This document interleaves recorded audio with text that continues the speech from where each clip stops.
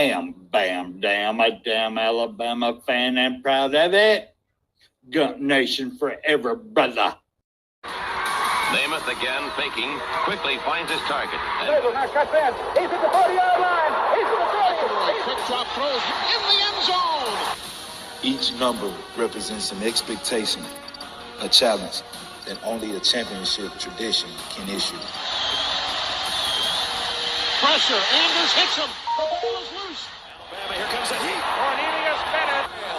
Whoa, did he get lit up? It is an endless passing of the torch that urges the wearer to enrich his legacy. Brings pressure up the middle in a hurry. They can't get away from Dante. Alexander first down and more. Richardson breaks free on the sideline. Turns the corner. Can you say goodbye? Because at Alabama, tradition is not retired. It is built.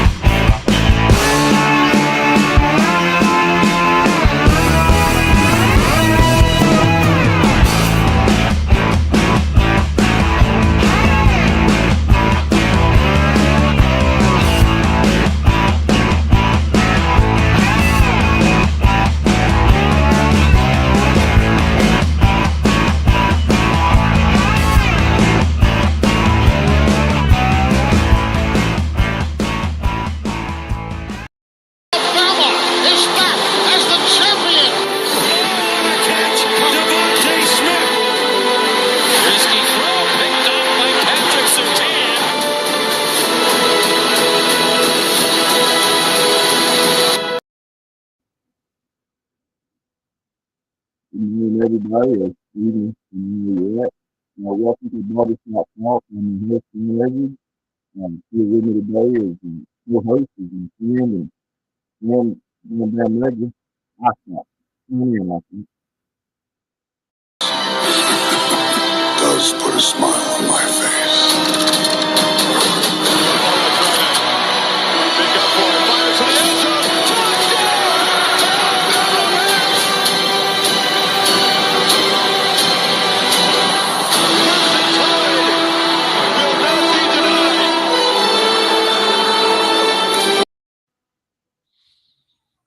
It does that, Steve. It does that when I try to bring on the host first and give it a shot, but sometimes if I don't come on here, the host don't sound right. Go ahead and talk to him now, Van. What's going on, everybody? Welcome to Bam Dam Sports. I'm your host, Van Edwards. With me is my co-host, Icebox. In recovery week after the playoff game. I took it pretty well, honestly. I mean, I allow myself a few minutes to get mad and then I move on because it is just a football game. I'm not involved necessarily. I'm a fan. I love to see Alabama do well, but I guess I'm getting older and more cynical or something. But I look upon this season with great admiration for the team, honestly. I thought we had a great year. Mm-hmm. We've seen a lot of growth from our team. Hopefully some growth from coaches. I mean, our defense improved significantly under Kevin Steele's first year back. Mm-hmm. So I can't help but just look on it with I guess, rose-colored glasses and think, yeah, it was a pretty good year because after we lost to Texas the way we did, I didn't see all this. Well, if you really think about it, and before we get started on that, Backwoods Misfit, you remember them? That's our man Steve right there. He said he would come say hi before he might have to do something else. But hey, Steve, glad to see you, bud. Yeah, love y'all's work over there, man. I hang out in the chat. I kind of just creep around. I don't say a whole lot because I don't know a whole lot of people, but love the content. Y'all talk about my kind of stuff. So I'm a Backwoods Misfit myself. So yep, and that's exactly how his channel is rolled out. If you guys want to go check him out, the Backwoods Misfit. They've got a lot of other channels they support, and they try to support everybody that they can. And they're just good people. Just good people. That's all it is. Ain't no telling what they're gonna talk about. You can tell they're good people. because the first Oh, time yeah. I ever dropped in and just said hi, I mean, everybody was super friendly, super accommodating. You can't beat that. You know, it's hard to find good content. I don't watch a lot of TV if it's not sports related anymore, just because they don't make TV shows for me anymore. I grew up on Andy Griffin and Petticoat Junction and stuff. I used to watch a lot of TV Land growing up. So, this new stuff don't really do nothing for me. I don't fit in today. But so I look to YouTube a lot for my content. I watch a lot of YouTube's things, you know. Well, I was off for a little while, so I got to stay up late with him a lot. And now that I'm back working, I can't stay up late like I used to. And he's come on a couple of times where I got to go over there, and he was on this morning, so I got to go say hi. I really would like to sit down and just talk to Steve, but I haven't had time, and he gets so many people that come in there. It's kind of hard just sit and talk with him, get to know him a little bit better. I like Steve. I really do like him. But anyways, let's move the on. whole crew that I've seen so far. Oh, yeah. Yeah, you're going to have a blend of different personalities, different topics that they may talk about that they don't even know. They just get on there and they just talk. And so it's like our show then. Blend of personalities, and sometimes we don't really know what we're going to talk about. We just kind of let it go in a direction and hold the reins a little bit. Yeah. Let's see. I really want Steve to check out my intro, but I don't know. I'll get him to check what last night's show. That way I won't have to do it again now. Hey, yeah. Speaking of last night's show, I love the new intro. I love what you added to it. Gave a shout out to a lot of guys that have a lot of involvement in our channel. Nick Saban Jr., Rags and Fitness, my boy Coach Dude, several guys that contribute and come over here and help us out, and glad to see it. I love what you did with that. Yeah, I did too. But I hope I done them justice. So far, my favorite. I don't know. I ain't got a favorite one. I try to give each one a different look. You know what I mean? So, yeah. Hey, two-time. Sorry, little thing, you. Yeah, I like two-time. Oh, I love two-time. He knows it.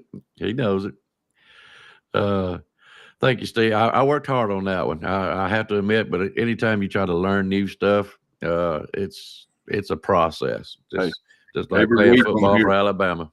Every week on here's a process for me, because I sucked when I started, and I still suck now, but I'm trying to slightly not suck as much. So every week, hopefully, is a growth. You know what I mean? Oh, you're doing real well. A lot of people look forward to this. All right. I may get with Steve on that, matter of fact. Anyways, you were saying Alabama's loss. Did it really surprise you? Yes, in a way it did. To be honest with you, I know I underestimated Michigan, especially their defensive line.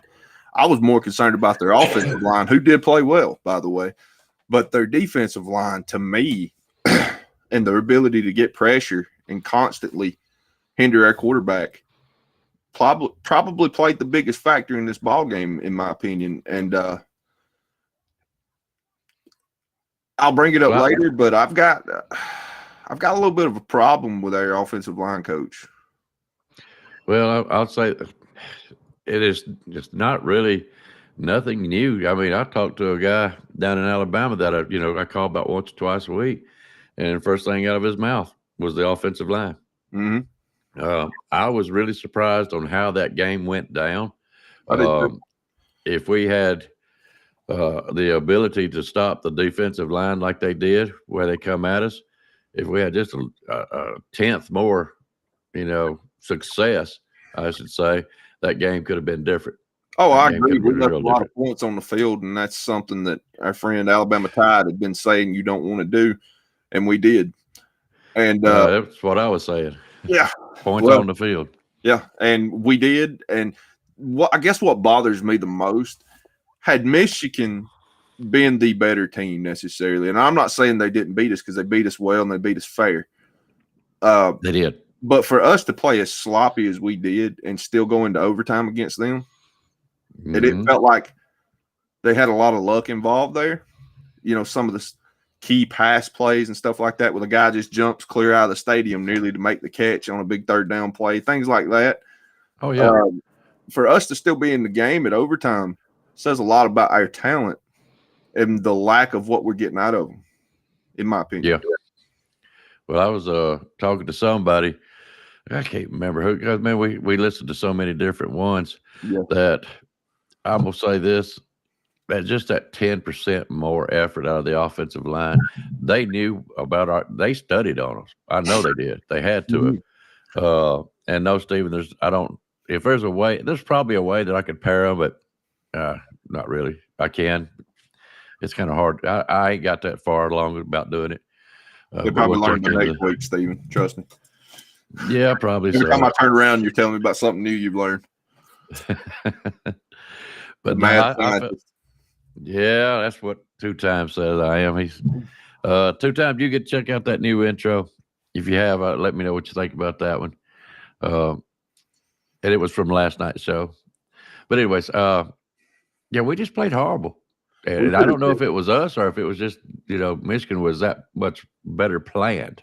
I don't, and that's one thing. And I know I'm going to get a lot of flack from people, but to me, as a fan of Alabama, you still have to take your glasses off and be constructive criticism. We all get it, We've all been trashed on these shows before for things we've said or lack thereof or anything else.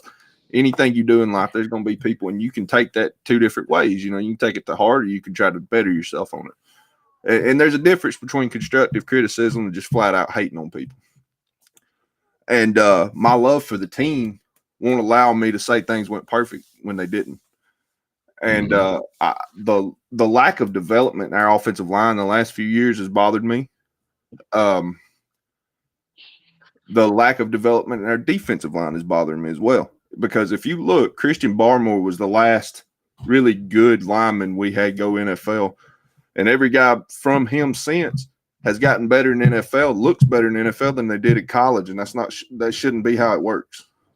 Mm-hmm. So in my opinion, and I don't know if it's a Freddie Roach problem, who I also have respect for as a former player and a great recruiter, but is he getting the most out of his talent?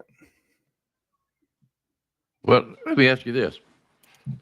In my opinion, back when and I understand why they done what they done when Marshall lost all their players in the plane crash. God rest their souls. Mm-hmm. They fought hard to get freshmen to play, and ever since then, freshmen have been allowed to play. Mm-hmm. For me, that year should have been what I call a special occasion. Yeah, I don't think freshmen. They were in a terrible situation. Yes, they were, and they should have allowed that for the first year, and then. Moved on from that. Maybe give them a 2-year exemption, something like that, so they can build their team back up a little bit, make them competitive. But I feel like ever since then, you could play freshmen. I think freshmen should stay out a year because look what's happened now. Now you got kids coming in early. You got kids doing this, the Neil stuff. That to me was the old-fashioned way because your maturity starts to grow from really being a senior in high school until you're 24 years old, something like that. Yeah. By then your maturity starts leveling out, and then you start learning how to be an adult, Well, sadly, we don't get to see a lot of the 24-year-olds at Alabama because they've usually either hit the portal or they went pro. And we don't really get to see a lot of senior development. We got some guys that do, but most of the time, if you're really good and you've started multiple years at Alabama, you're gone as a junior. And that's something that bothers me as well. Because I'm a fan of college and a fan of pro, and the lack of development in players in college is really hurting the pro game right now. You can see it. Yeah, and that's what I'm getting at. And I say 24, I meant 22, because that's usually your 4-year deal. I just think they need more development from the freshman stage. Let's put it that way. And we're trying to be the first ones to get this kid or that kid, and I think it hurts us in the whole program, because you can figure one more year, that senior year, the physical. Everything they have been through, the process, the workouts. That's why seniors are better, usually better. That's why they have a senior bowl. I feel like that's just my opinion. Right. No, I can't disagree with that. There's something about getting the best of everybody. 4 years of why's Marilyn Monroe holding facts? I just have to show that shirt. That was a gift to me by Miss Cajun, and I love it, and I don't get to wear it enough. So when I do, I'm going to show it off. Moonlights as a rapper on the weekends. I don't know if y'all knew that or not. Oh, Lordy. But anyways, you plan on watching the game tomorrow? I do, because, we've discussed it to death, but I'm a fan of football, period, and I like to see key matchups and two great teams compete, and that's what we're getting. Contrasting styles between Washington and Michigan, so I love that chess match, seeing, who wins and how and why. I think you learn a lot as a viewer just watching how that takes place and how everybody moves their pieces around to try to get an advantage. I love stuff like that. It's almost like watching a war simulation of some sort. I'm not comparing it to war by any stretch, but you get what I'm saying. Like if you ever play Risk or anything like that, a board game, and you can watch somebody adjust their pieces to how the style of somebody's attack. That's all something I've always loved about football. Mm-hmm. A good game plan will beat good players any day of the week if executed properly. Yeah, you've seen what happened to us. Most definitely, because talent-wise, Alabama should have been far and ahead of Michigan, and that kind of comes full circle to what I've started with this conversation. Is I felt like we got out-coached at every level, and I thought they had a better game plan, and I don't feel like we're getting the best out of our players. What does that consist of? I don't know. Nick Saban don't seem as, and we all know this. We've all talked about it.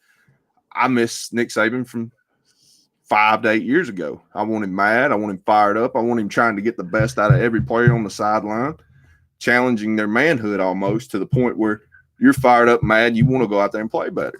And I don't know if we're getting that anymore. And I'm not calling for Nick Saban's head for anybody gets this mixed up. He's the greatest coach of all time. He can coach as long as he wants to. But this team lacks a fire and a motivation to me, and it looked that part against Michigan. They didn't come out fired up. They didn't look ready from the beginning. There was key individuals that step up and play. Don't get me wrong. I'm not saying everybody on the team played horrible. If they did, they'd have blew us out. But it wasn't what I seen weeks ago against Georgia, who I thought was probably the best team in college football. For us to be able to beat Georgia, who had as much talent or more than we had in a head-to-head matchup, why can't we beat Michigan, who's comprised of less talent? What does that fall on? Lack of development and lack of a solid game plan and executing that game plan. That's just my opinion. The team with the better players should always win with the better coaching staff as well. I can't give you an excuse for that. I said it last night. Even 2-time. Just saying, he missed the Psycho Kirby. I miss Psycho Kirby too, by the way, because when I'm not watching Alabama, if Georgia's on, I'm watching Georgia because I appreciate them. They're a machine just like Alabama. Well, sure, they're one of the same. Between the two, and usually a championship in the SEC or a national title usually runs between the two states. So I love to watch Georgia and what they do and commend them for what they do because they're fantastic. But yeah, Kirby's intensity level has dropped off as well lately, and I don't care for that. Well, everybody knows, this is not trash talking. Okay. No, I give Georgia the flowers all the time. I know. Well, until Kirby showed up, Kirby took the mentality that he learned from Saban, and he's applied it. He was a good, I'm gonna say student, but he was also a great coach for us too, Yes. And he took that mentality and what he learned over to Georgia. Georgia should be something like what Alabama was. We're slacking right now, and that's just fact. I mean, nobody wants to say it, but yeah, we're slacking right now. Well, and it could be coaching. Honest with you, I think the SEC has overall had a bad year this year, and a lot of people don't want to say that because they're afraid everybody's going to, the SEC's a joke. They're not a joke, but hell no, not. The argument could be maybe we weren't necessarily the best conference in football this year, and a lot of that's represented by the fact that neither team in that championship come from our schedule, and you can say, well, it's the how hard of a schedule they had to play to get there. But was it really? Because we watched these bowl games. I mean, Auburn's not an institute anymore. I'm sorry. They're middle of the pack at best. Arkansas is a joke. And I'm not trying to shit on any fan base. Don't take this the wrong way. I know y'all feel like I do. You just know I'm not a fan of it, so you'll be mad at me. Missouri looked great, but what does it mean? You know, when you same with Ole Miss, but after Alabama and Ole Miss, there was a significant drop off. LSU looked great on offense, but they didn't beat anybody they shouldn't have, or you know what I'm saying? Like they won the games they should have, and they lost the games they should have. That's average to me. So, and the same could be said for Ole Miss because they didn't topple Alabama and they didn't topple Georgia. So you did exactly what you should have done. But the West overall, Mississippi State looked horrible, and I know the coaching situation was a little different. Arkansas hung in for a while, and then the team just seemed to give up after a while. They were better than the record indicated, in my opinion. Tennessee. That Texas A&M's a shit show. You know, let's just be honest. I'm hoping the next coach can come in there and make them better. I like good competition. I could care less about watching a 63-0 blowout or a 56. You don't learn nothing. Your team don't get better. You don't learn anything about your team when you blow somebody out. That's just my opinion. Well, we all are Auburn haters. Sure. Yeah, I've never denied it. Yeah. And we've always wished them bad luck, you know. And now they've had it, and now they're down. I said something with Coach Dude when he was on here. We need Nebraskas. Yes, we do. We need the Ohio States. Oklahoma. And believe it or not, SEC needs the Auburns. They need the Mississippi States. Yes, they do. That team that can beat anybody any given week. Yes. Yeah, and they don't have to be top echelon like Alabama and Georgia, but they need to be good. You know, I think LSU in elite. One of my favorite teams to watch, or favorite games to watch every year, has always been Alabama versus LSU. That's my favorite. I don't know that most people consider it a rivalry, but I do, because for many, many years the West was won through that ball game. And when LSU was top rated and Alabama was top rated, and it was two heavyweight boxers, best in the world, slugfest. Let's see who can come out. You know, battle of attrition. Not about getting knocked down. How many times you get knocked down and get up, kind of thing. That was fun for me. That was when football was at its peak in my fandom. You know, a lot of football now, the way it's spread out and the lack of physicality in certain aspects has taken me out of it a little bit. Sad to say. Going out and throwing the ball 50 times doesn't prove anything to me. These yards per average and yards per attempt and, you know, total yards for teams are so blown up and out of proportion. A good quarterback can win a game with 180 yards if he makes the right decisions and the plays where it matters. I don't care if he threw for 400 and lost. What does it mean? Yeah. Well, I'll tell you this much. Watching, and it dawned on me, watching the Michigan game, they were physical. Flat out. More physical than us, and that bothered me because that's something Alabama was known for. Always. Well, even when Alabama was a mid-tier team, when we had fallen off after Gene Stallings, you still knew you were getting a physicality from Alabama. Now, other teams probably had better athletes, more speed, could beat them with a good game plan. But I've seen Alabama be 3-8, 3-9 when we moved to a 12-team schedule and still play good defense and stay in ball games. We're a physical football team. Lately, I'd say the last 3 years, not so much. We're a finesse team. Well, and that is, I'm going to say, I have to say it, that's Saban's fault. Yes. To be honest with you. Yeah. Oh, no. I 100% agree with you. Look at Michigan. They play a brand of football that's a little different than everybody else right now. And I don't think it's better. I don't know that it's better, but it may have been this year because look where they're at. It's one of them things to me where football's won in the trenches. I don't care how pretty you make it. I love to watch. I'm a Baltimore Ravens fan in the NFL, and that's where we win football games mostly, and Lamar Jackson goes crazy. But you look at a team like the Dolphins, and I'm a huge Tua fan, you know, former Alabama player, great player. Probably changed the scope of how we look at quarterbacks at Alabama. He was a big part of that.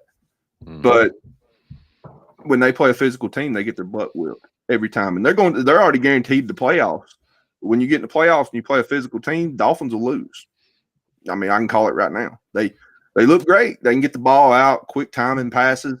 They spread you out with speed. But when the game's tight and you need that key 2 yards, they're not physical enough to push you around and get it. I'm gonna say this, but and this is seriously. You hang on a second. Got a little tickle in my throat.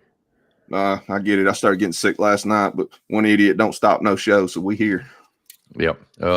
This is my way I felt like the downfall of the SEC so far was when Auburn went to the spread offense. And everybody tried to copy it to a point. Tried to copy it because they seen what they've done to Alabama because it was a new thing. And my opinion was that Saban, once he's seen it once or twice, he got tuned into it, knew how to stop it.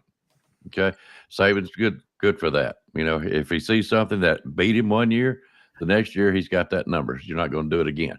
You see what I'm saying? And that's just the way I feel about it. Auburn started to spread. I mean, I ain't saying they were the inventors of. I'm just saying. No, not at all. They definitely. But their head coach, his name escapes me. Well, it should. I remember Gus. Before Gus. Well, but Gus really put him on the map with a spread because, I mean, he had a glorified free safety back there playing quarterback and beat a solid Alabama team in 2013 and got to a championship game with a guy that by most anybody would never say was a quarterback. In fact, he went as a defensive back when he went pro. So, but his ability to game plan and spread players around and use their athleticism beat a lot of teams. But when it caught up to him a couple years later and Auburn became a dumpster fire again, and he was gone, and it was that flash in the pan thing. And me and Coach Dude had a conversation not too long ago about air raid, the air raid offense, the true blue air raid offense like Mike Leach ran for years. He learned it under Hal Mumm. Lavelle Edwards kind of really put it on the map back in the 70s and 80s. It's great to watch. It's fun. How many championships have been accomplished with that offense? None to my record. Might consider 1983 or 4 BYU as one, but that was a fluke year. Not a lot of championships were won with that offense. Most of your teams that can run good enough to supplement the pass anymore still win. There you go. You just said it. You don't have to be the running team in the country, but if you can supplement your pass and be able to rely on the run in a close ball game, you still beat a lot of teams that way. And Alabama got away from it in the Michigan game. Justice Hayes was running fantastically, and then we stopped. Jace McClellan, who a lot of Alabama fans forget about, but I call him Mr. 5 because he's an automatic 5 yards nearly every time he touches the ball, was knocking on the door of 100 yards. He was running great. We abandoned the run, and I didn't like it. It was something that I seen Alabama do a couple years ago against Clemson. We abandoned the run in a championship game, and it cost us in the second half. We were controlling the ball, controlling the clock.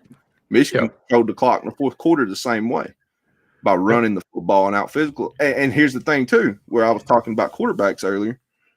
J.J. McCarthy statistically had an average game, but he made the big plays when it matters. So what would you rather have? A 400-yard quarterback with 5 touchdowns or a guy that can win you a ball game when it matters? And to me, I don't care about stats. Mean nothing to me. Don't pat them. Don't pat them. Well, that was what I was getting at. Michigan ran the ball on us more so than they passed. And we were trying – I don't care what they were saying. That defensive line was tearing us up. Okay? And we could not block even for our running game. We got lucky every now and then. I mean, our first possession was fine, but after that, it kind of went downhill. I think they need to get back to the running game. I know we got Jewish saying, Dennis Logren, yada, yada, yada. But I think you should keep Milroe as your quarterback. Simple reasons, because then you're looking at what I call the old-fashioned wishbone. Yes. You got options is what I'm getting at with your running game. And that's what they really need to start perfecting first. Look at Auburn.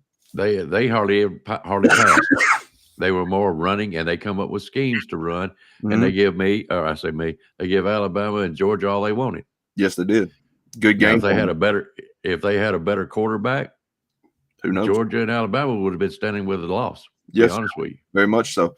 And I agree with you 100% because even with Roydell and Jace gone from the team now, I still think we have the best stable in football. Yeah. And that's sad to me because you should be able to rely on your best asset. Build the team around that.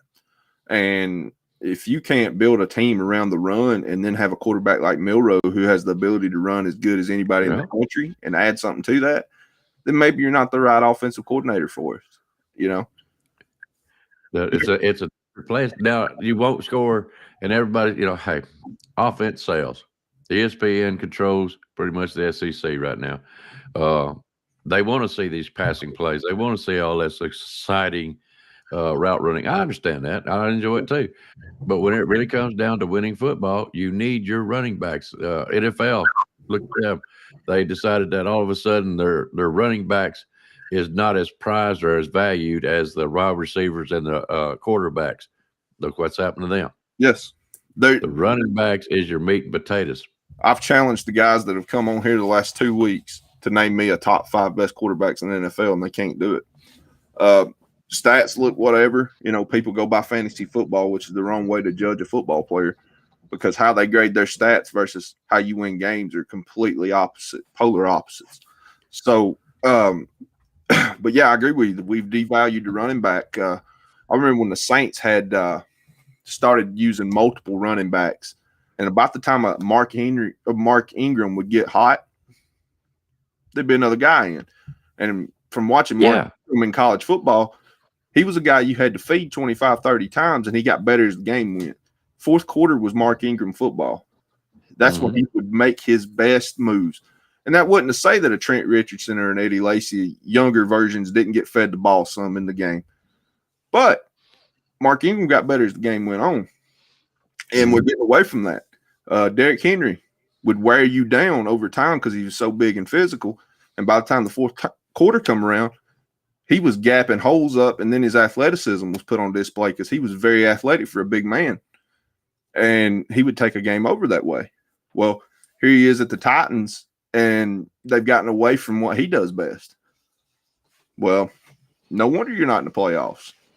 Well, that's you go back to the 92 football team. Hey, Brandon, I see you over there. It's Tennessee Fish Keeper. That's one from over on the dark side. He's a good guy. I like Shout that. out. Yep, he does good stuff.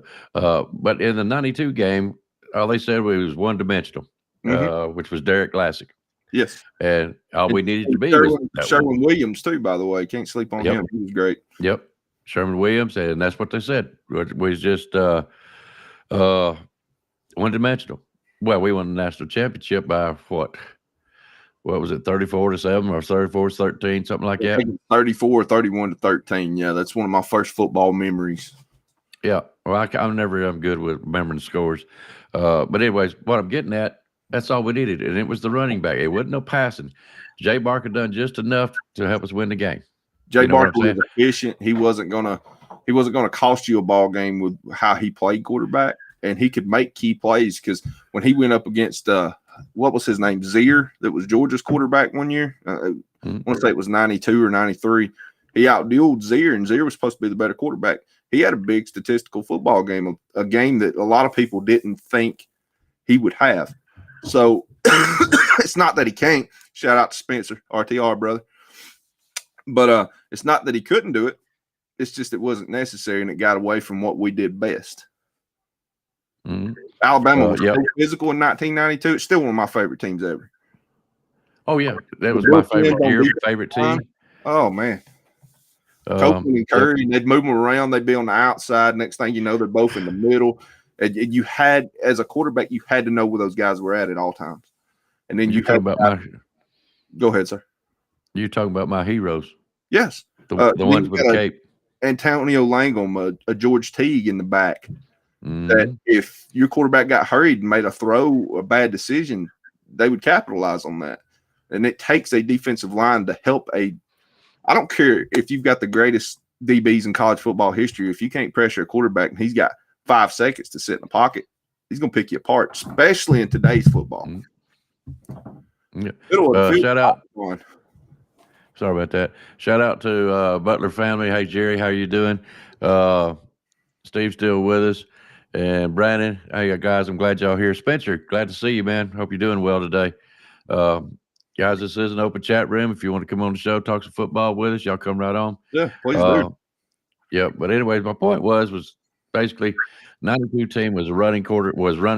They had help here and there from hang on a second, from Jay Barker. Can you imagine the quarterbacks that we have now? Yes. Added on with a quality running game, and that's what they need to get back to. I told somebody earlier, you give me a line that can block for a running back, you got a line that can pass protect. Yes, 100%. You know, that little step kick and pass protection. It's not the hardest thing to learn in the world. You know, if you can out physical a man in the run game, pass protection should be easier for you. Not saying it's easy, because some of these defensive ends now are super athletes. You know, back the teams we're talking about back in the 90s, where your defensive ends probably ran a 4.8, a 4.9, and they were really what would be glorified defensive tackles in today's football, because these edge rushers are more like your Derek Thomas, your Lawrence Taylor types, where they're really good athletes, guys that open the door for that type of football. Now these cats run 4.3s and 4.4s, and they can get to your quarterback faster than your tackle can wrap around and seal off. So you have to game plan for that. And in the Michigan game, they would overload the right tackle or they would overload the left tackle, and there's no communication from the offensive line. And I blame that on coaching. All right. Hang on a second. The quarterback himself's not recognizing what he's seeing, and he's not communicating, and I blame that on coaching. Because at the end of the day, when they get to the sideline, and maybe we need to pull Tommy out of the box, I don't know. But at the end of the day, that whole offensive unit needs to be sitting on the bench, and he goes, hey, on this play, you know, number 98 and number 56 were overloading the right side, and the right tackle didn't recognize it, the quarterback didn't recognize it, and they blew us up in coverage, and now a 3rd and manageable turned into a 4th and long. We had to punt the ball because of it. You've got to communicate to your other guys. So it's a collective effort. And by the way, welcome, NSJ. It's good to see you, Nick Saban Jr. Yeah. See you, brother. No problem, man. Now, Spencer just come up with a good question. How good would the 92 team be with these new targeting hands to the face, protect the quarterback today? How good would they be now? Because, you know, back in the 92, they want to talk joyous murder ball. They ain't seen joyous murder ball till you watch the 92 team. No. Oh, yeah. You know, yeah, you had guys like go ahead. You had guys like Matt Hammond on that team who at that time was like the longest starting player in Alabama history. I think he started partially as a freshman and started all the way through his senior year. And I want to say he was a right tackle, but somebody in the chat can correct me that it escapes me. You know, these years kind of compound together. The reason he stands out because he graduated from my high school, but we had some great football players on that team. And Spencer poses a good question. Targeting would come into effect, but good football players will adapt. We see it. We see it at every level. Great football players adapt to what the rules are. It can slow down or hinder a defense altogether. Kind of like, you know, we brag on our defense this year, but realistically, if we'd have had this defense from 2010 to 2020, it would have been subpar to us. Am I wrong? Mm-mm. Not. Would you compare that defense to 2011, 2012, 2015, 2017? But they are taking a step in the right direction under a new defensive coordinator. So I do have to still give him props because defensively we look better than we had in the last 3 years. Yeah, no doubt. No doubt. Now, I will say that we have taken a step in the right direction. Actually, I was really proud of our defense this year. And I say if it wasn't for that defense, we wouldn't have got as far as we got. Oh, 100%. Can we get better? Yeah, absolutely we can. But no, the defense is what really carried us. Our offensive, you know, was just subpar, basically. Well, with the exceptions of the play of Milroe, be honest with you, I didn't really get to see what I call a lot of running backs tearing off for 20, 30 yards. Not a lot. I seen some, but not a lot. Not stuff that I was impressed with back in the 90s with Mark Ingram, Henry, all of these guys. You know, we've had some quality running backs back here, but we're not seeing that type running anymore here in the last couple of years because it's all been based off of Bryce Young, and we're trying to do the same thing with Milroe. I'm with NSJ here when he was talking a while ago. Milroe needs to use his best attribute. He needs to run that ball. You know? When did that become a detractor in how good a quarterback was? When people are like, "Well, he runs too much." That's stupid. If that's the best thing he does, why not do it? I'm sorry. Do you remember Lamar Jackson more for what he does passing or what he does running? And his ability to run will kill your team. And the Ravens are the best team in pro football, in my opinion, right now because of Lamar Jackson's ability. You can't scheme for what he does necessarily. You just hope to keep the guy in front of you and cut down his ability to go 80 yards on you in one play. And see, there's what I bring up all the time when I say like Lamar Jackson. Lamar Jackson is a whole lot better of a passer than people give him credit for.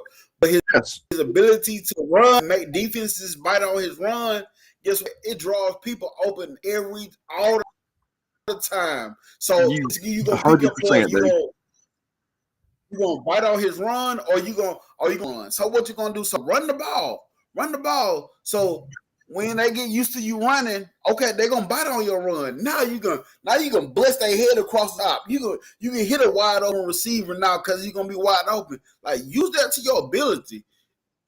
Yeah, that's what I be saying about Milroe. I tell people I'm not off the Milroe train. I am still a thing throwing toes to the front to keep this thing going.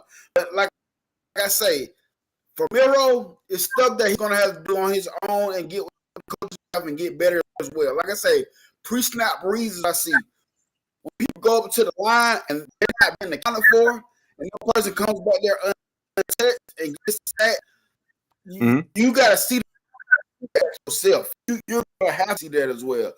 Coaches, everybody gonna have to get together and have a powwow session this whole season and get on the same page, man. Do you think Nick Saban's style of coaching has changed a lot depending on the type of kids that are coming out of high school anymore? Is he afraid that they'll all want to leave if he's 2011 Nick Saban? Yes.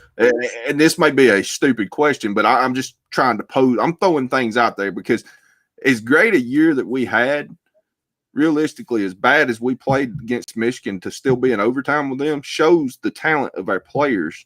Yeah. We played sloppy, and we still had a chance to win that ball game at any point. So I honestly do think we're dealing with a lot of divas coming out of high school now, in my opinion.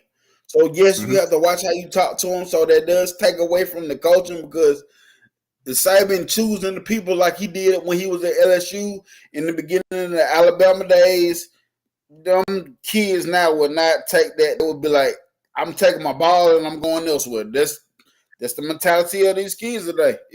It's soft as hell, but this is something we got to deal with. There's a thing about, and I wish I had a better term for it because I don't like throwing the word out there because it's, an actual illness and seriousness that affects a lot of people. But the term locker room cancer, can be put on a lot of guys. And I've heard rumors of guys that's currently on the team possibly being some of those guys. And I'm not going to name any names because I can't verify it right now. But, it's the same thing I've heard about Judkins, the running back at Ole Miss, who's transferring once again after having a stellar year. Nothing makes sense to me. That had to be a mutual, go ahead and leave. He had to – there's something there. Because Ole Miss trajectory is up right now. Because other than Alabama, who's challenging them in the West right now? Nobody. Wouldn't you agree? LSU got to take a step back as far as quarterback, and they could have taken a step back. Chris even said the same thing. He said, "I feel like we take a step back." He a Nussmeier believer or whatever, and he just feel like a team about. So yes, what I heard about Quayshawn, I heard he asked for like $1 million or something like that, man. Wow. Well, I mean, it's not like they don't have other good running backs because they had a freshman come on and play this year that I thought was as good as Judkins. So I can totally see them saying, well, no good. Yeah, you can go ahead and go, man. Appreciate what you've done here, but and good luck in your future endeavors, but you can go ahead and leave. Yeah, there's no way. It's not like, sadly, the running back doesn't hold that ace in the hole anymore in football. You said pro level, you said college level. There's not many teams that move through, minus maybe a Michigan, that the running back plays that significant a role where he's accounted like what's that kid's name? The running back at Michigan, the main guy, Quorum. Black Quorum, yeah. Yeah, I mean, he's touchdown city in the red zone. I mean, he's putting up statistically amazing numbers in today's football for a running back. So, you know, a guy like that could probably hold you hostage. But Judkins, when you've seen a freshman come in and play just as good as him, he don't have the leverage he thinks he does. Yeah, man. This season, I know he dealt with a lot of injuries this season that probably held him back. But still, like you said, you had to do, what is it, Bentley? I forgot the dude's name, but that dude good football to me. Yes. So, like, if you come in and talk about $1 million, man, bye. You can go, bro. I'm cool. Yeah, totally. I'm right there with you, man. You're not going to sit there and hold me up. If I'm Ole Miss, Pete Gordon and them guys, I'll be giving the call to Roy Dale or somebody. I'll be like, hey. Yeah. Hey, Roy Dale's a great player, man. I was a little disappointed to see him leave. I don't think it hurts Alabama. I really, truly don't. I think we've seen enough sample size out of Jace to know that we've got an amazing football player. I knew what I'd seen out of him coming out of high school, but now we've seen it at the college level as a freshman. We know he can run with anybody in the country. Hopefully, talking about Justice Haynes. Yes, sorry. Hopefully, we game plan a little better to use our running backs more. But Roy Dell go probably anywhere in the country and start, in my opinion. Yeah. So, good luck to him. I don't have no hate in my heart for guys that leave. I don't understand some guys for leaving, but if they feel like that's best for them, go ahead, man. I mean, we will reload in your spot. If you really think that's what it is, Alabama can recruit with anybody or better. So I'm not necessarily worried about it. We got that kid coming in that was a Miami recruit, that running back. That he's a baller. So I'm not necessarily worried about that because the guys we've got left are freaking good. Yeah. So my thoughts on Roy Dale. I love what he did for us this past season, especially. I love Roy Dale. I hope he goes somewhere and have a freaking breakout season that's like no other transfer that ever did it. We'll see what Jerome Ford did, but I hope he does better than what Jerome Ford did. But my opinion about Roy Dale was some players, I'm like, I'm kind of ready to move on from because of I didn't want him to end up taking the carries away from Jam, Justice, Richard Young, the guys that we got coming in. The young guys, and I'm pretty sure they're going to have to learn a lot more things, but that's the problem going on now. Like, we having players that's on the team, not saying they're stragglers, but they're kind of taken away from talent that we have. Like, I'm going to tell you, like, with Earl Little Jr., in my opinion, when you look at the whole entirety of the thing, Matt Cadell said, I think he said, I don't know if he said on Twitter, but I just seen it in a post. I think it was a Twitter post or something. He was like, we kind of fumbled the bag with Earl Little. Yes, honestly, and I agree with that. He should have been playing when he wasn't hurt this year. Yes, honestly, Earl Little probably should have been starting over Malachi. Malachi should have been in over Jalen Key, honestly. Yeah, to me, that would have been our best athlete in the best spots right there. Me and my friend. I'm repeating what he said because I agree to 100%. I'm repeating what he said 100% with it. That's why I'm repeating what he said. And I agree with what he said. Me and Lucian have had that talk a lot this year. That friend of the show comes in, every once in a while. He had made that prediction going forward that's kind of what the team would look like, and I know he was highly disappointed that Little was leaving. And Little's a guy that I can understand leaving, honestly, because that kid can start anywhere. Yep.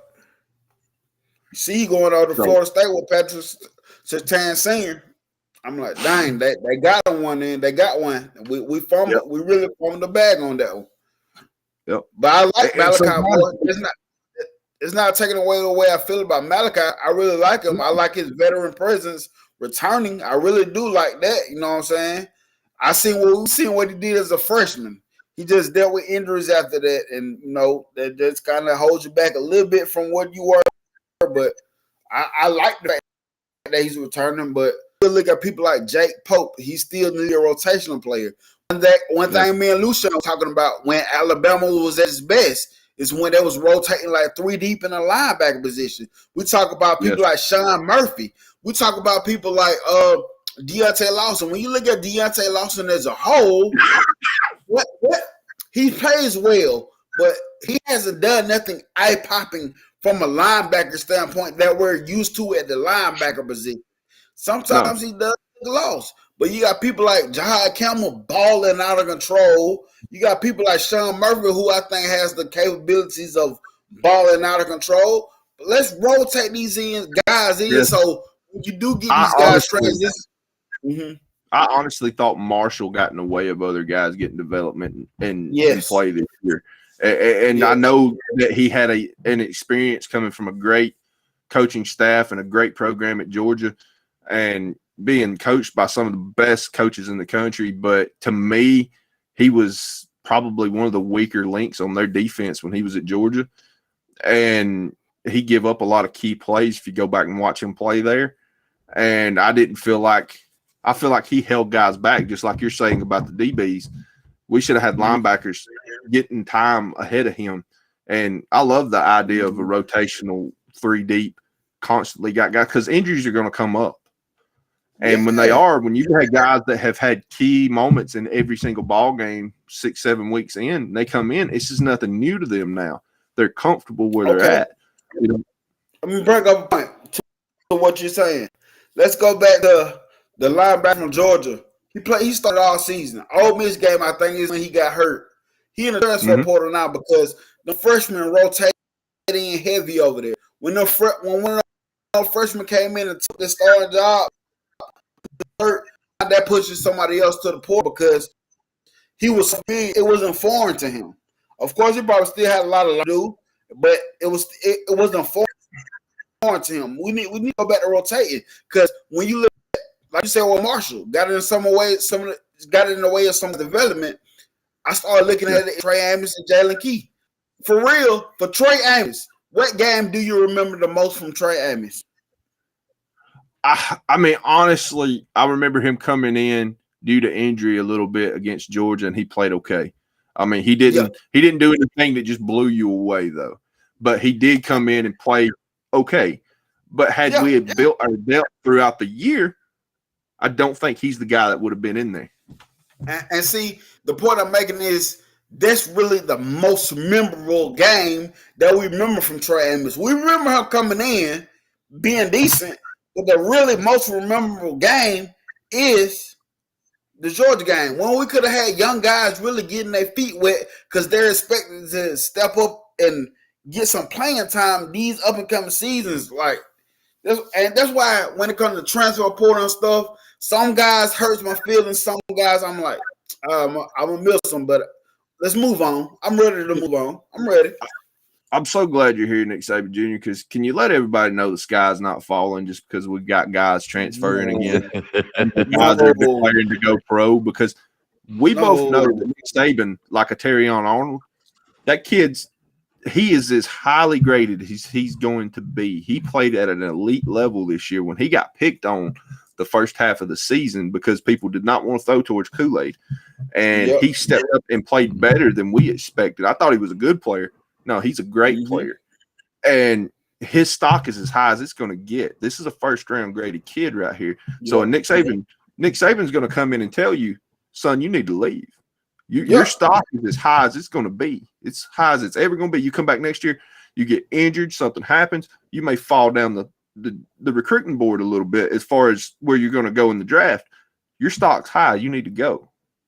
That's not the sky falling. Saban's done that since he's been at Alabama. Yeah. Guys transferring. How many guys do you see were key contributors to the team that are transferring right now? None. Even Seth McLaughlin was a starter, but he wasn't. He was hurting more than he was helping at this point. There again, I'm trying not to be too negative on folks, but we'll see you, buddy. I'm okay.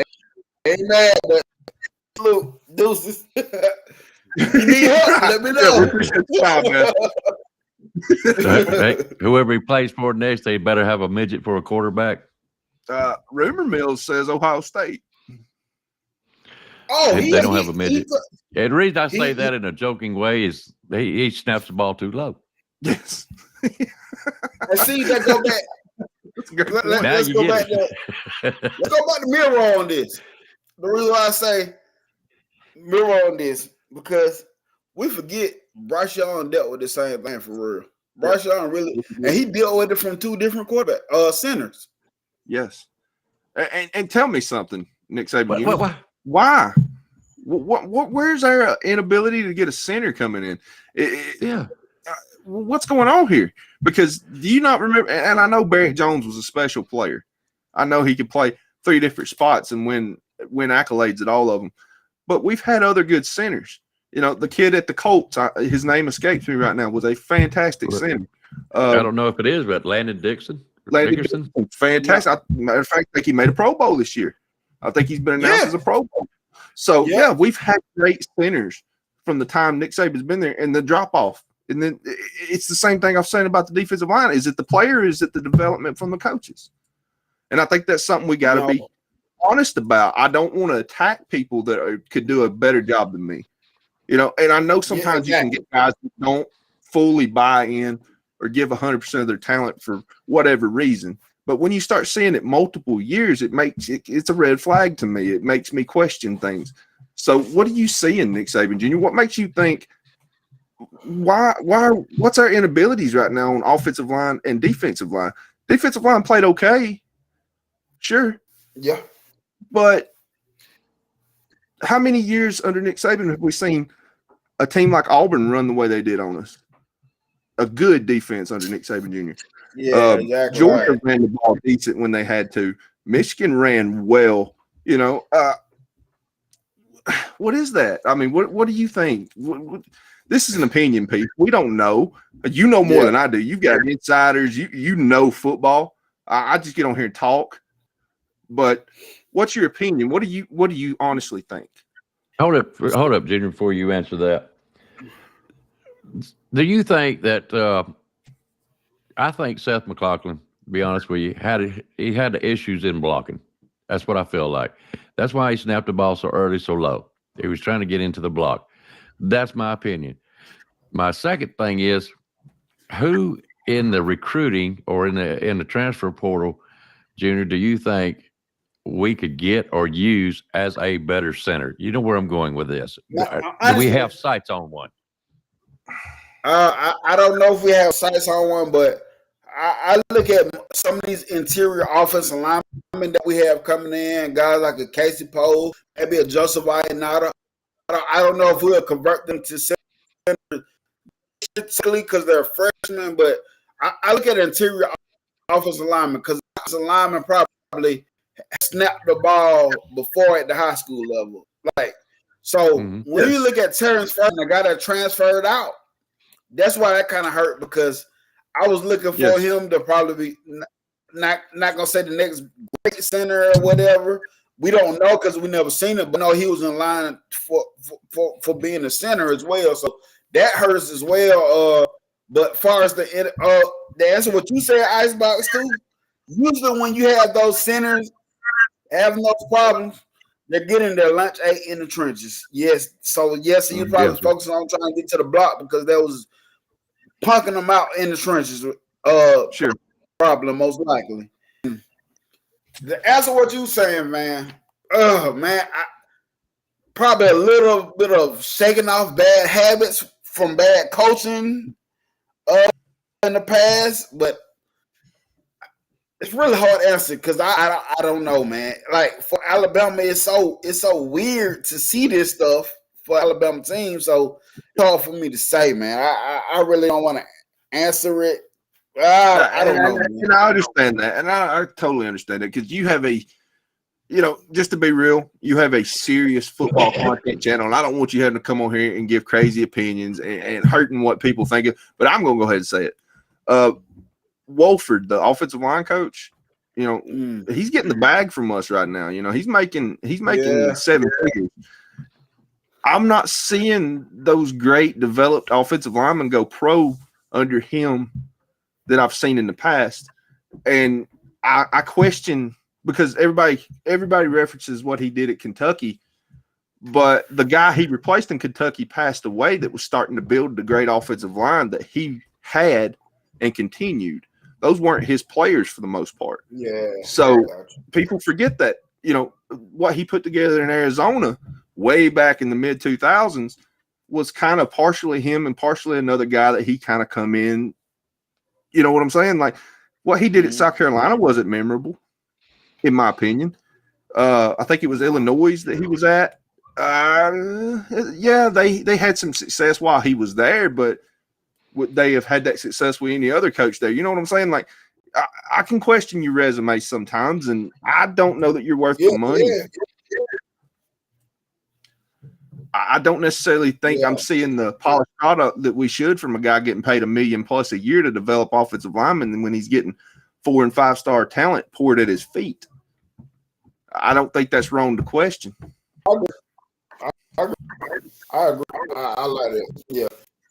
Like, this stuff what we've seen in the last couple of years has been weird.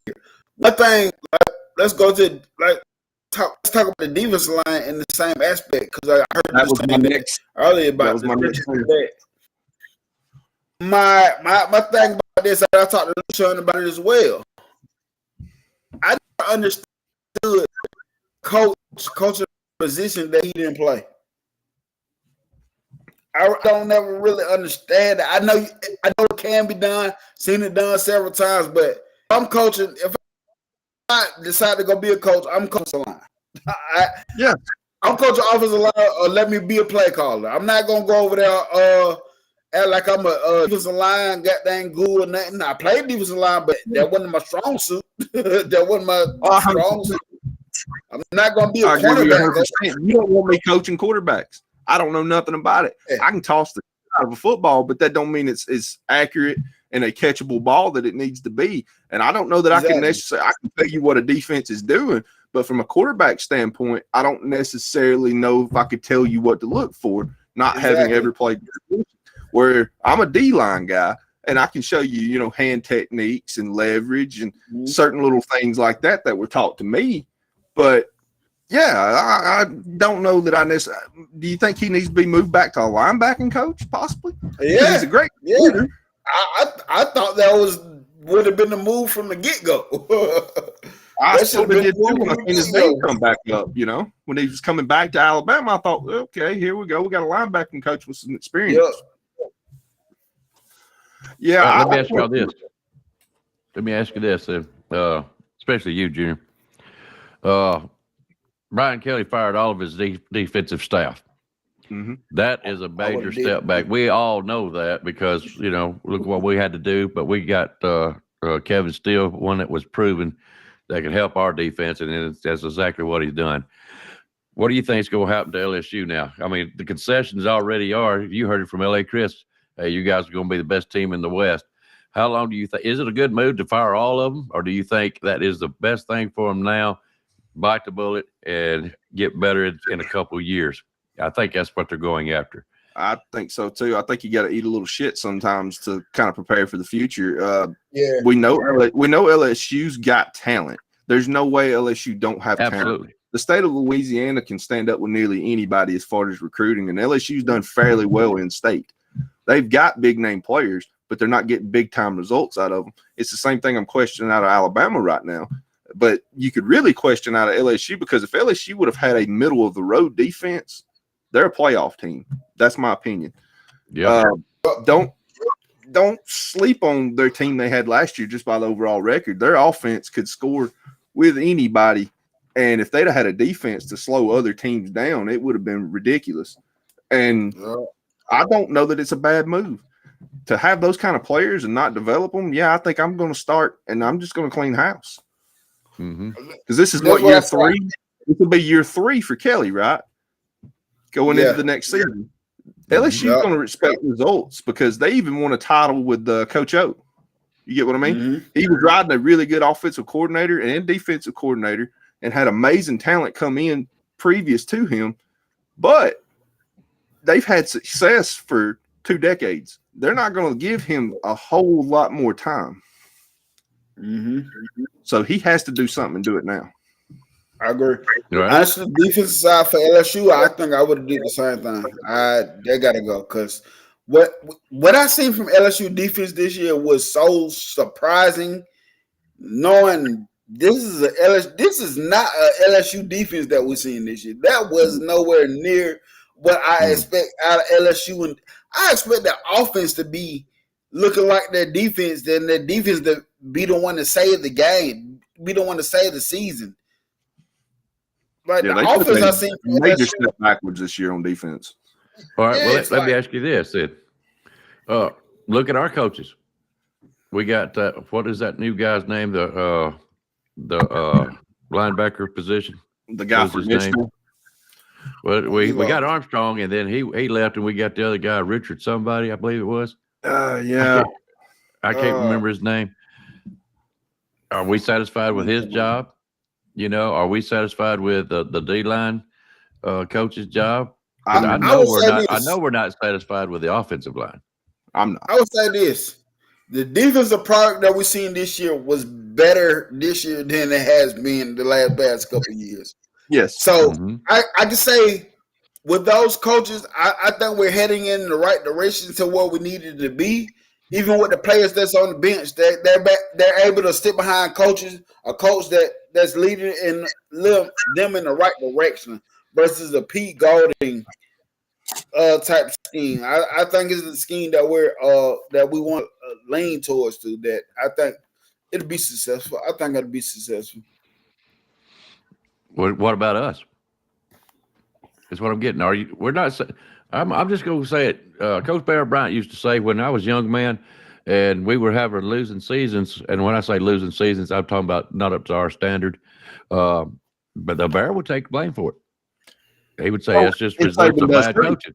Saban don't ever single a guy out. I mean, he said it immediately after the Rose Bowl in an interview. You know, put it on me. You know, yeah. And that's where it has to go. He's the man. But you know just as well as I do, it's also your assistants. Yes, you can't coach every position on the field at every practice. You can't do that. So you have to have good people in place to do that. Well, how about the defensive backs? Were you satisfied with them? I was actually. That's Saban's interior. Caleb Downs, you can say was the best freshman in college football possibly. Yeah. And not just at his position. I would put him nearly up against any freshman that played football this year as far as results. He made some mistakes against Michigan. Sure he did. The 4th down and 4th and 2. I think, he possibly got tricked a little bit, and the running back kind of went off out of the backfield. Nobody on him. Touchdown. Yeah. And that's what I'm trying to say too, Spencer. We do need better position coaches. I'm not saying get rid of Tommy Reese. He hadn't had enough time yet. I think he made a good play call on the play that we lost at the end of the game. It's just the offensive line didn't give Milroe enough time. The snap was bobbled. And, by the time Milroe, he just grabs it and goes forward. I mean, that's what he did. And I think the offensive line coach is an issue for me. I'm not sure that Roach is where he needs to be at. He's a great recruiter, by the way. Roach is a great recruiter. You don't want to lose that, but move him around a little bit. Let's try him somewhere else because their defensive line is not doing what they've done with the talent we have. Because when you watch the NFL, there again, I hate to keep going to it because I know a lot of people aren't NFL fans. You will see Alabama guys, defensive linemen in rotations across the league that didn't even start at Alabama a lot. Yeah. Then NSJ can back me up on that. And they look more successful and better in pro football than they did in college, and it should not work that way. They should have stood out. But then we talk about some of those pro guys too that look good in NFL right now, and rotational pieces. Think about that's where they came from, rotating. Think about we was rotating. Mm-hmm. When our defense was at the best, it was because we rotated heavy, and we did rotate a lot this year. Like overall, our defensive line was better than it was been the past couple of years. It was better. Am I satisfied with it? No, I'm not satisfied with it. But we got to get back to rotating heavy. We got to get back to rotating heavy, keeping these guys fresh. And a little bit what I see from this team, well, what I'm probably can say is a lot of these guys probably still shaking off bad habits that they was taught, like I was saying, too, from the other coaches. Yes. And a lot of that's transfer guys too, who have been coached up for, 2 to 3 years at another college, and then you're getting them here. And, that's kind of the downfall sometimes of a transfer portal is you don't know what techniques and how these guys were taught, and it's hard to erase bad habits in a year. But I'll say this real quick. I've had people argue with me about the 3-4 and a 4-2-5 defense, that the defensive line is really just eating up blocks for the linebackers to make plays. And yes, they are. But a dominant defensive line would require, if you've got 3 down linemen, most of those guys are eating up 2 blockers. So your linebackers have the ability to swarm and make the plays. We don't have that right now. And it's not because the talent ain't there. No, not at all. And then when I was telling people last year when TCU played Georgia with the throw, I said, you can run that, but you usually have massive defensive linemen that are freaking taking up blockers when you do that. I said, they don't have massive defensive linemen. I said, that's the problem with, they're going to have a problem with Georgia. They don't have massive defensive linemen. Usually that's massive, like Vince Wilforks, those type built guys. Yes. They're going to take on 2 blockers. Who's a grown man and going to eat up 2 blockers and still make a play more times than not. Jonathan Anderson or Jonathan, who am I thinking of here? Defensive lineman at Alabama. Jonathan Allen was not the biggest man in the world, but was a freak athlete and super strong and super fast. And his agility off the line was almost like a receiver. He was so fast. Yeah. And you would block him with 2 guys, and next thing you know, he's got a sack. And that's so hard to do from the interior line. And I know those are freak athletes that you don't get every year. But the guy that backed him up and then played with him and then ended up starting with him at the Redskins, Deron Payne, was not that freak athlete like him. But he out-physical guys. There's guys on a team that can do that. We're not getting that out of. You got to have that dominant guy in the middle to eat up blocks and to control the run game. When you allow a team to run up the middle on you, they can break your wheel. We've seen it. There are no more Terrence Cody's out there. Oh, they're out there. There's not a drop off in players. Nobody can convince me otherwise. Talent's talent, and there's always going to be talent. It's how you use that talent. And that's why I'm glad Junior come on here, because he is a recruiting guy. Do you see that kind of recruiting going on right now for Alabama on the defensive side, for the defensive line? I have a lot of I feel a lot confident in the guys that we picked up last year on the defensive line. I am excited for those guys. I really feel like those guys could be those guys that what we recruited on the defensive line last year. I think those are grown men, and they have had a year to sit up under a Kevin Steele type, somebody who loves the front 7 or whatever. So we're gonna see how it goes, but that was my opinion about them last recruiting. Like not the past, but the last class. Like not this current class, but the last class.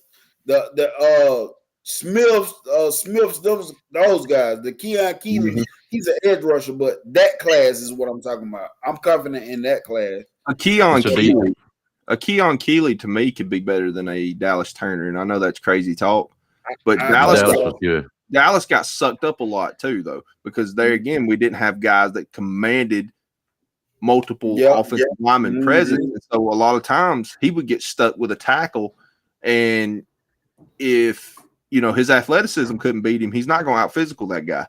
So, I mean, that's just the same for Will Anderson. As much as Will Anderson was great, a lot of times Pete Golden would put him in lose-lose situations. Well, I've seen him put his hand in the dirt, face up against a tackle, and he's not that guy. He's outweighed by 60 pounds. He's not going to out physical that guy. So you've got to put your players in the best position to make plays, and we need those guys, those 3 down linemen.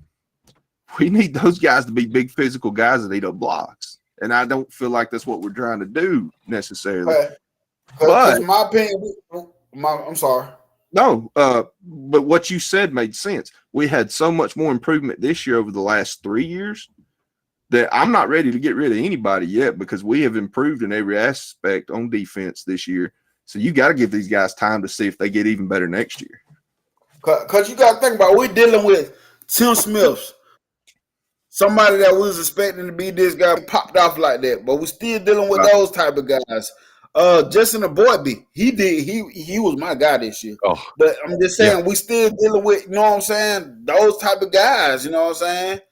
But Justin Avoidbe, I threw his name out there, but I'm just saying people that was left over from that Pete Golden era. But Justin Avoidbe, but I'm just saying, the main guy I'm talking about, one of the guys is like a Tim Smith, somebody that want a whole lot more out of, but Tim Keenan ended up still in the show.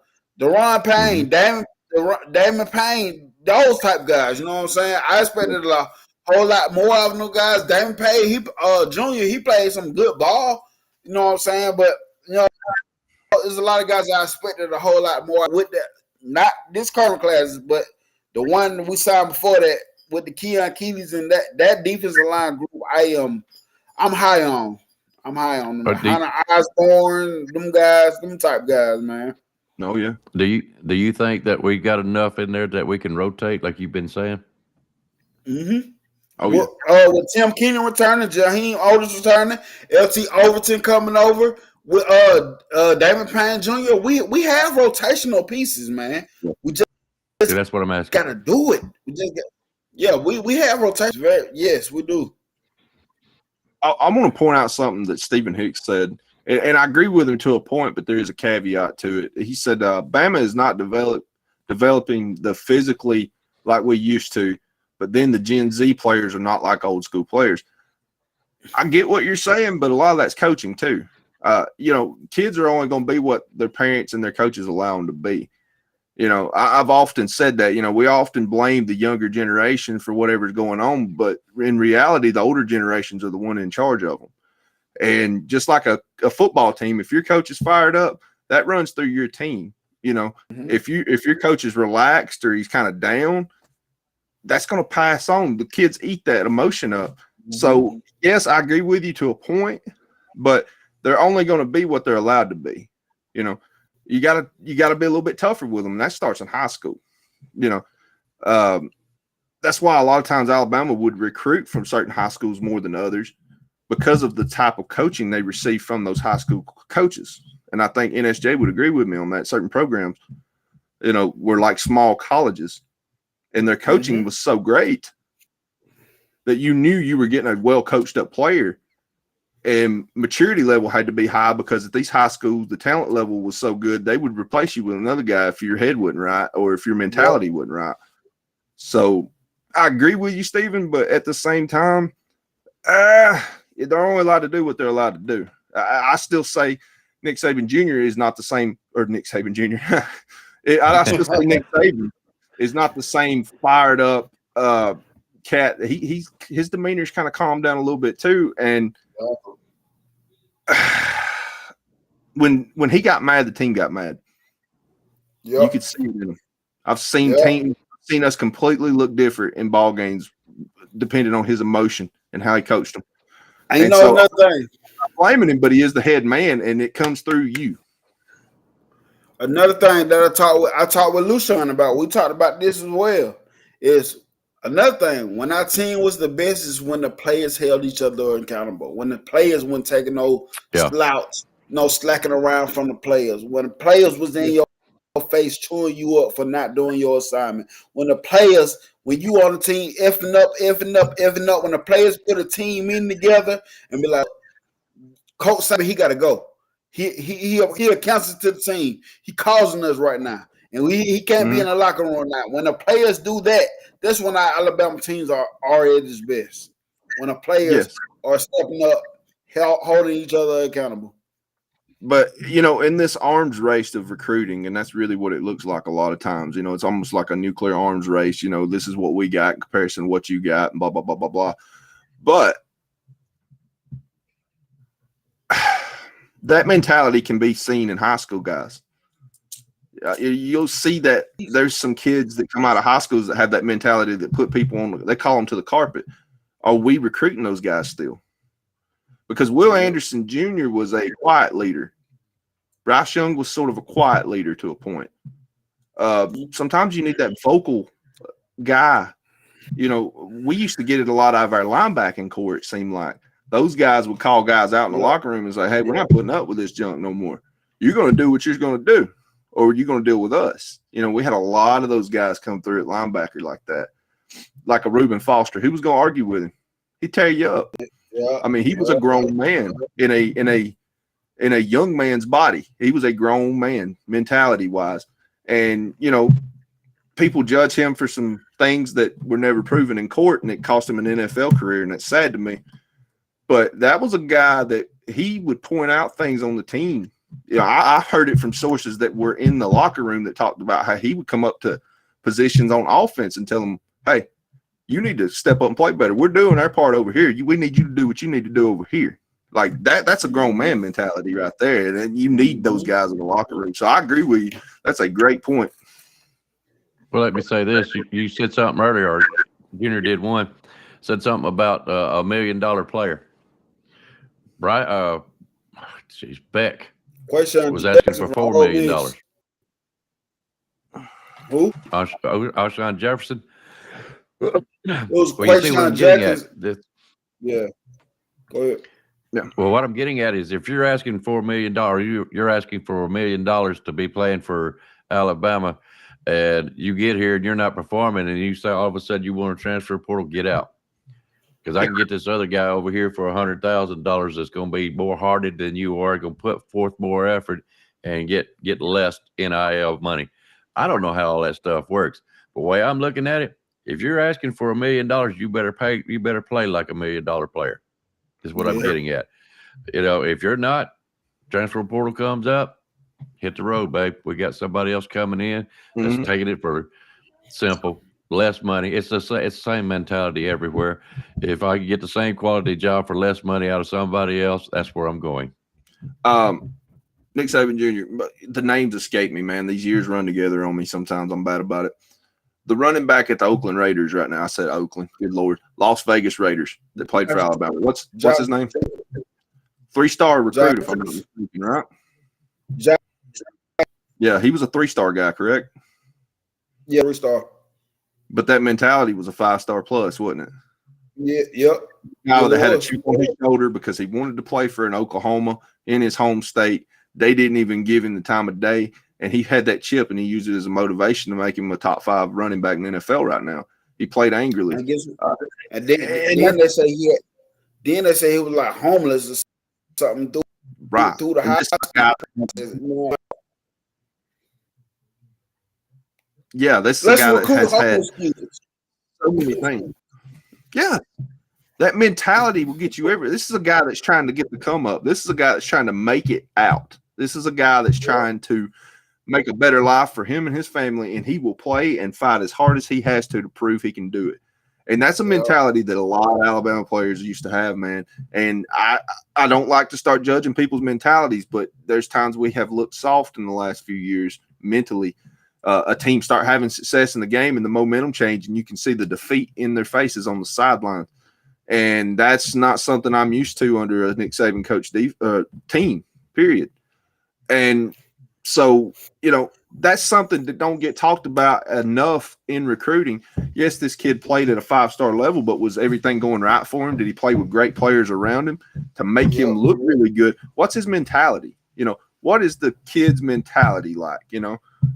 And that's something we don't talk about enough, but a mentality, you know, you'll work with guys at work that are quiet, but they will quietly climb that ladder because, man, they come and they bring their hard hat every day and they will outwork you, and they don't sit around and complain.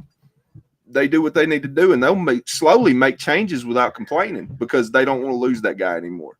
You know, a good mentality, a hardworking mentality can change places. And I'm curious that our locker room might need some of that, man.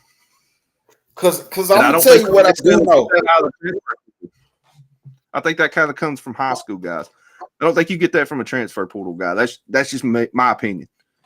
Yeah, And I'm gonna tell you what I do know about high school players. A lot of these high school players are dogs in high school. They're better than everybody. Like they're just better. But what I do know, a lot of these high school players don't have that work ethic neither in high school that we don't talk about. We don't hear about the people talk about he's not a weight room junkie. He's not a film room junkie. They're just better and bigger than the competition. Yes. I'm telling you, we had a linebacker here in Central Finney City. He went to Alabama. I ain't gonna say no names. No. Height-wise, size-wise, he was that linebacker. But when you hear from the high school coach himself, be like, his work ethic sucks. His work ethic sucked. He don't want to. Does that make you not wonder if a coach is that upfront about his own guy? And I think he should be. Who was talking to him that recruited him? You know what I'm saying? Like who from Alabama that was recruiting this kid didn't get into that coach and say, all right, so he just relies on his talent at this level, but he doesn't work hard at it. I don't want that guy. I don't ever want that guy on my team. At this particular time, my dad, he goes to the high school games faithfully. Like, he goes to, and he was he came and told me, he was like, no, he good. But a lot of time he looked lost out. A lot of time you can just tell he better. He just out physical everybody. But honestly, I don't see where the 4-star come in at. I don't see where the hype come in at. And this is him not watching from one game, but watching several games. Watching when they get into the play, how he plays. Like that's him. That's my all right, Lee. Then you hear his high school coach, when his high school coaches say that, man, his work ethic sucks, man. His work ethic is bad. Then and to me, if I heard that, I'm not recruiting him. Look, then the other part of it, what we don't talk about a lot, is how many of these high school kids really they're this close to not graduating. They're this close to not graduating. So that tells you all about the player itself. Like, oh, you a bullshitter for real. You just a good football player. You're better than the people that you're around. But you're really a bullshitter. You don't want to work out. You don't want to go. You doing everything possible to graduate so you can go to the Alabama or whatever. Like for real, it's sad. But you weren't consistent all year. Yeah, you weren't consistent all year in the schoolroom. You weren't consistent all year in the weight room. You hurried up when it was time for recruiters to come around, and then you start pushing real hard. Yeah, you're lazy. You know, consistency starts in the spring in high school ball, works through the summer, 2 and 3 a days, and then you get onto the football field, and you'll see the difference with guys. And that's why, you know, like a team like a Utah, where's their 5 stars at? They have none. Yes. And they come in and beat Florida at home and stomped them out because those guys want to play, and they wanted to come to an SEC team's home turf and stomp them out. That's a mentality that I would recruit 7 days out of 7. That's a guy that will come in and work hard. And that's why Utah puts a lot of linemen in pro football. A lot of linemen in pro football because of that mentality. A lot. I got something to say on that. Ben Junior's. Let's go. Oh, I'm sorry. No, you're right. Go ahead. I was about to say, let's talk about the current national championship game. I think it's only 2 5-star recruits playing in this game. That's crazy. That is absolutely crazy.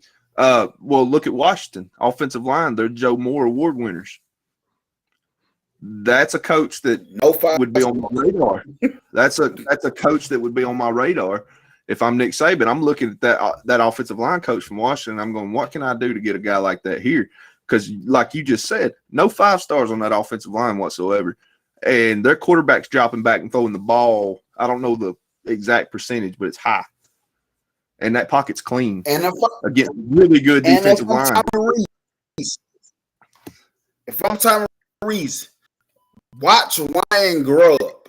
And the reason why I say watch Ryan grow up, not to figure out his passing, but to figure out how does he take a defensive line out the game stuff like that.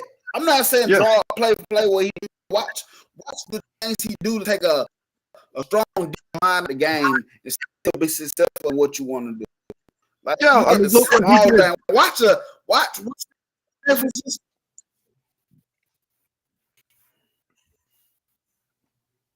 Why'd he freeze up? Yeah, he's freezing up. He'll be back. Yep, he'll be back. Look what Washington's offensive line did to a Bo Davis coach Texas defensive line. Bo Davis is very possibly the best defensive line coach in football. We know it as fans ourselves from what he's done at Alabama. Mm-hmm. Would love to still have Bo Davis there. But look what they did. They eliminated their defensive line for the most part. And Penix was able to step up in the pocket when plays were needed and make big plays. And they didn't really change a whole lot from what they've been doing, by the way. It wasn't like they came in with a different scheme and they hit Texas. They blindsided them with something they hadn't seen. No, it was the same Washington you'd seen on film for months. So, I mean, that's a testament to that offensive line coach, that offensive coordinator, and what they put together. Something to think about. I agree. Well, that's what I was saying about, coaching. It all boils down to coaching. I was going to say a while ago with Junior, we was talking about Milroe. Milroe needs to get in there and watch the film, see where he's missing those guys. Don't throw it all on Milroe. He's got to have time. You know what I'm saying? Yeah. But I think he does need to get a step away from trying to be that pocket passer. I think he needs to start using his talent, as a leg man. Is what I'm going to say. Start using his legs with the running backs that we've got, and start opening up holes on the offensive line is what we need to do.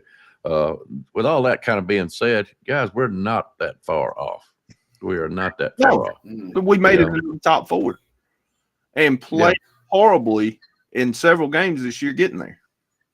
Yeah. And that's part of growth. But then it looked like we had taken a step back, and that's not to take anything away from Michigan, but for Alabama to play as sloppy as they did and still make it into overtime against Michigan says more about Alabama than it does Michigan. That the talent's there, but they didn't necessarily get the best out of their talent. And that's what I've been screaming this whole podcast, is that maybe we need to put some of these coaches, not necessarily on blast, but kind of hold their feet to the fire and try to get more out of them. Because when you have that much of a talent difference between Alabama and Michigan on paper, I'm sorry, it shouldn't have been a close contest. And I know people can say, well, you're being the typical Alabama fan who expects championships every year.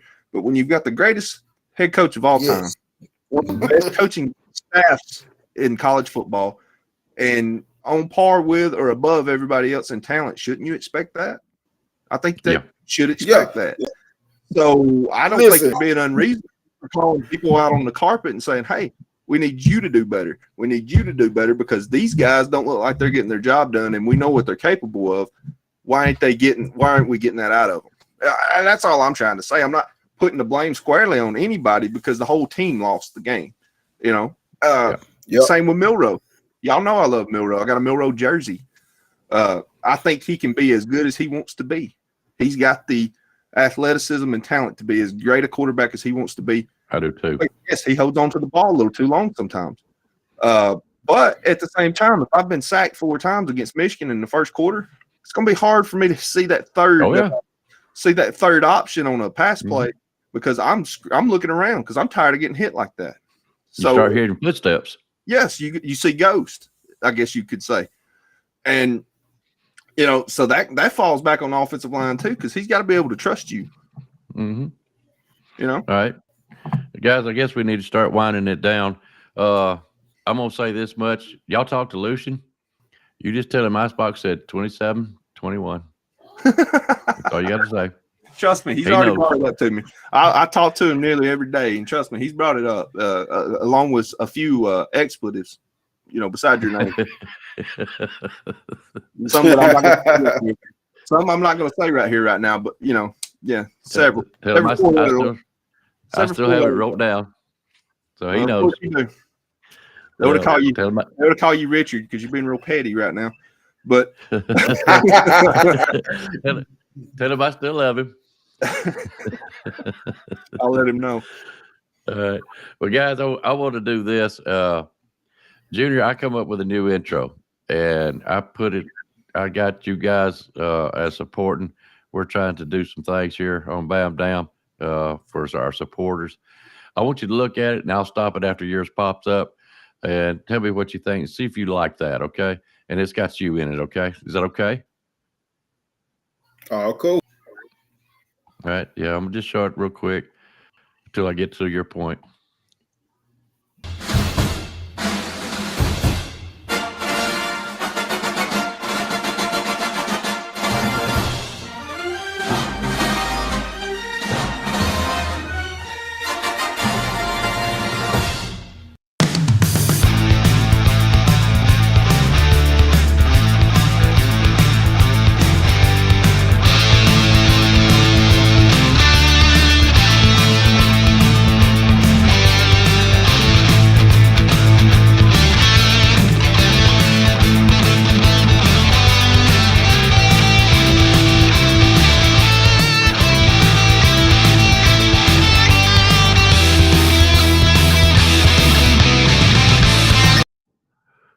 Try to cut it off and it wouldn't cut off.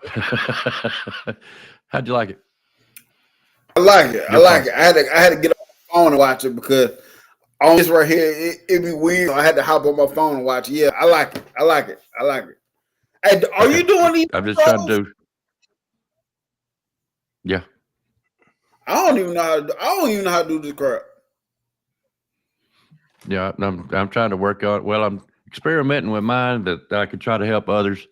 I'm gonna work on Van's as soon as we get some time to see what he likes. God knows all the help I can get. But yeah, I'm trying some different things. I've got kangaroos where his name rolls over like in an inner tube. I've got Coach Dude on there where he's flashing, and I really like Coach Dude's. It's not as fancy, but it's more, I don't know, classic, but it looks good to me. So anyways, yeah, I'm the one that's doing that kind of stuff. I'm learning the hard way. Let's put it that way. But anyways, I want you to see it so I can have your stamp of approval for what I've done for you, and I'll get the rest of them as we go along. You know what I'm saying? I got Rags and Fitness, Kangaroo, and Coach Dude, and you. So we're trying to show y'all the support that we can, and we appreciate y'all coming on our shows and bringing us up on your shows and everything. But most of all, we just love the far out of y'all. So I hope y'all didn't mind.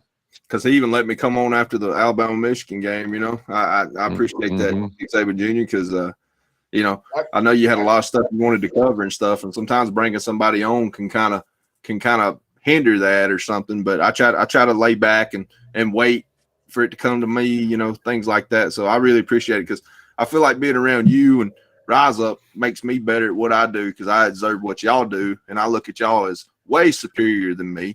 Same with Spencer. There's a lot of guys that I look up to in this game. So, getting to be part of that. Same with Coach Dude. He's always welcomed me to come on his show. He lets me come on there, spout my BS, and learn from guys. So it means a lot to me because I haven't been doing that this long. It hadn't even been a year yet. So getting to be around guys like y'all, it really helps me out a lot. It just hit a year. Oh, yeah. Like on my team. Yep. Well, we're all about a football community, and it's what Junior knows. I try to catch him every chance I get. I beg him to come on during the week, so I can have entertainment. But we love all of them. You know what I'm saying? So we want to show our support. There's going to be. Oh, you mean this, Spencer? I don't see the resemblance.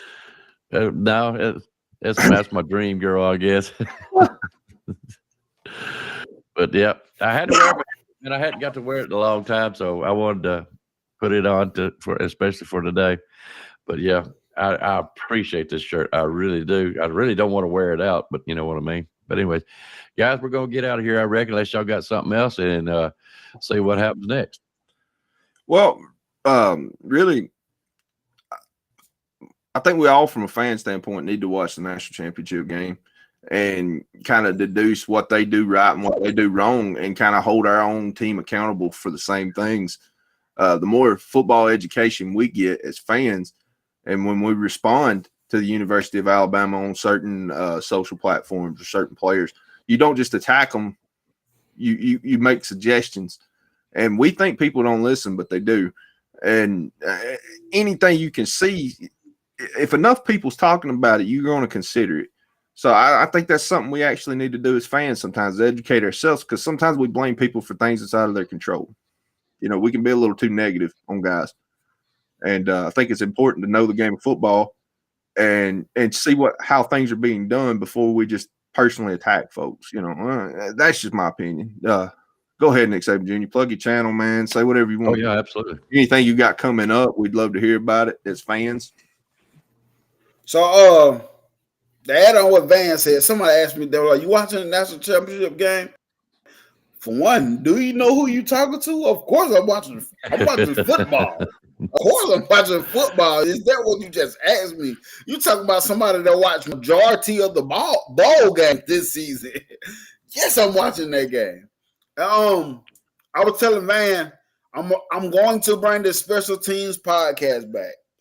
And because you know me, I like to talk about other football teams. I like to try to bring on former football guys, and they may not know Alabama guys. It just might be a guy from Louisville and a smaller college. I like to talk football. I like to talk Georgia football. I like to talk Auburn. I talk football, and I'm bringing that back so I can have a special team podcast to do that as well. And expect us, me, Van, Coach Dude, expect us to have us some interesting topics of discussion about football on that podcast, special teams podcast. So Nick Saban Jr. Sports Talk TV is where it's going to be. Looking forward to it myself. All right, Yeah. well, guys, if that's all we got, you got Nick Saban Sports Talk TV. Subscribe to YouTube. He's how far away are you now? What am I at? Sure. I'm like at 50, 9:57, something like that.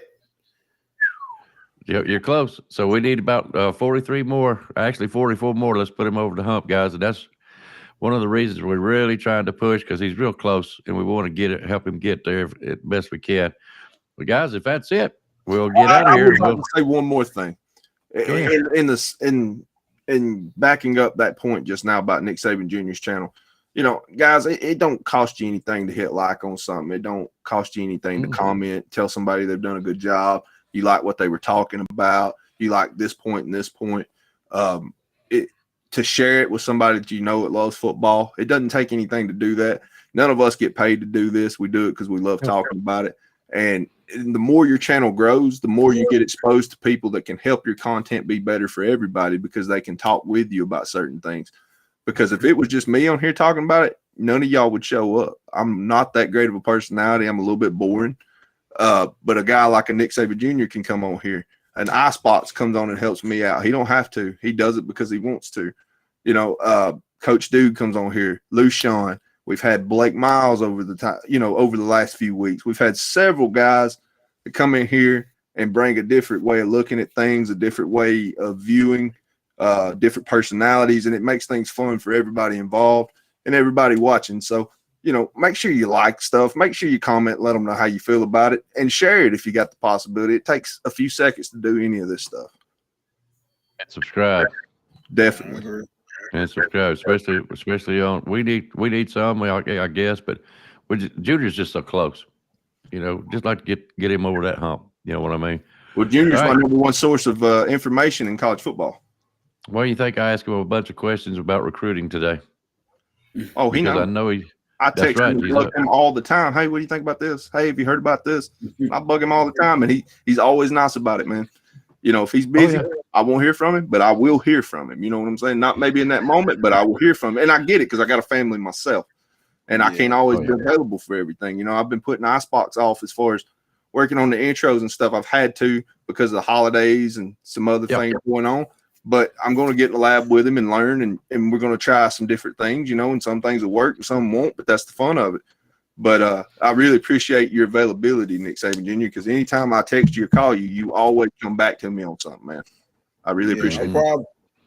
No problem. No, it's just We don't just look at him as a fellow community or sports community. We actually look at Nick Saban Jr. as a friend, and we know that's the way he is, and we hope we're just half as good a friend back to him, I've got two people that I talk to on the phone more than I do anybody else besides my wife, and that's the two guys that's on here with me right now. And my buddy Lucian, who shows up every once in a while on here as well. And like, I wish I could record these conversations with y'all sometimes. I know. Me and Nick Saban Jr., I think it was a week before Christmas, had about a 2-hour-long phone call. Yeah. And we covered football all the way to baseball, basketball. And it just flowed that way, and it didn't feel forced. It would oddly just keep going to different sports, and then we would circle back. And it was such a good conversation. I wish I had it recorded and could have made a show out of it because it was fantastic. Things like that, man. It makes this show so fun for me, just getting to talk to everybody else. And y'all teach me things sometimes too, because I'll have my mind set one way, and then you give me an educated argument. I'm like, all right, you convinced me. You got me. I keep my mind open to things. I don't know 100% on nothing, man. The day I stop learning, I'm going to quit. When I think I know it all, I'm just going to quit. Yeah, it's time for me to go to. Yep. Well, all right, guys, we'll get out of here on that note. We hope we didn't throw too many flowers at you and hurt you there, Junior, but that's just the way we feel about it. It feels kind of weird. It feels weird. I know. These guys start talking about me, I'm sitting there wishing y'all just shut up, Yeah, which is why I made a point to do it for about 5 minutes last week. I like to see you squirm, Icebox. Oh, and I do. Trust me. I'm sitting there just squirming away. Shut up. Come on. Let's get on with the show. All right. Guys, that'll do it for us for today. Junior, we do appreciate you coming on. You know that. And it's always another chair here waiting on you. So don't even hesitate. Don't ask. Don't have to be asked. No. Just get your butt on here, man. We love you to death. All right, guys. We're going to go out with a bear. So y'all have a good afternoon, and y'all be safe and have a good, safe work week. Roll Tide. Roll Tide. You've got to be better in all three areas of life, which, of course, are spiritual, mental, and physical. You must be able to discipline yourself. If you don't learn but one thing out of football, it'll be worthwhile.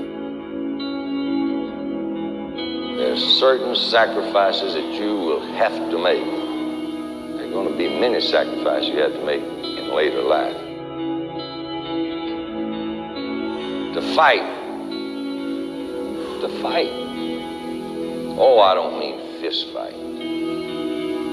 I mean to get up and come back and get up and come back and get up and come back again after you've been knocked down. And that could happen to you in later life. But if it does, you're going to know how to handle it.